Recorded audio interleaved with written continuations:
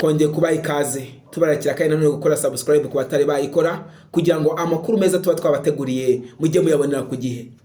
Duhagaze ku nkombe z'icyaga cya Kivu aho tutera amaso mu kiyaga kandi hakaba harimo inkuru ikomeye cyane nubwo ibabaje. Ubwato bwari butwaye abarenga 100 bwarohamye mu cyaga cya Kivu. Ubwato bwitwa Merdi bwari butwaye abantu barenga 100 n'ibicuruzwa buvuye mu karere ka Karehe muri Kivu y'Amajyepfo muri Repubulika Iharanira Demokarasi ya Kongo bwerekeza mu mujyi wa Goma ahitwa Kituku bwarohamye mu cyaga cya Kivu. Impanuka yabaye kuri uyu wa gatatu Ukwakira 2024 mu masaha saa 3 bitewe nuko ubu bwato bwari butwaye ibintu n'abantu birenze ubushobozi bwabo.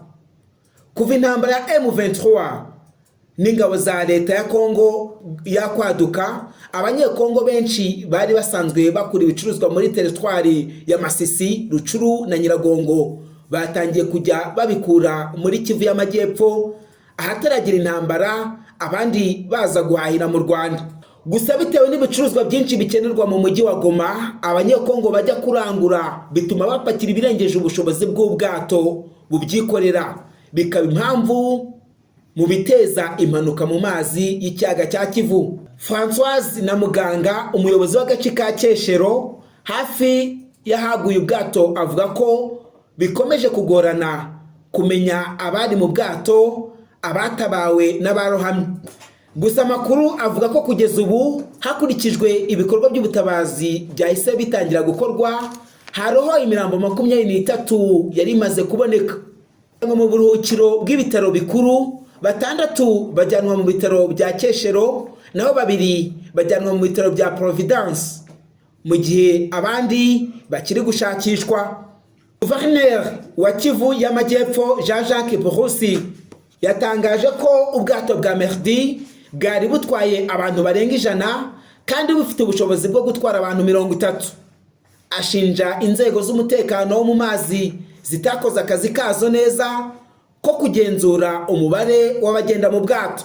Ubuyobozi bw'intara ya Kivu y'Amajyaruguru bwatangaje ko butanga amafaranga yose akenewe nyuma y'insanganya.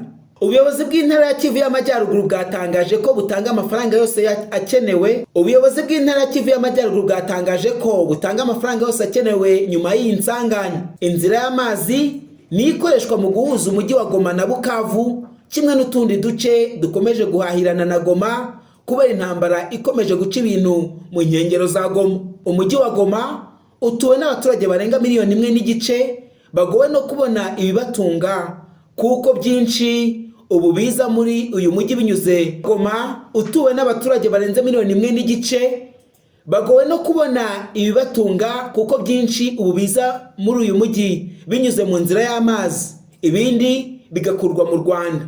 Ibi bikaba byaratumye ibiciro ku isoko bizamuka. Tugushimiye umwanya wawe kandi tugushimiye ko wari kumwe natwe. Amakuru yacu nakagaruka, kora subscribe.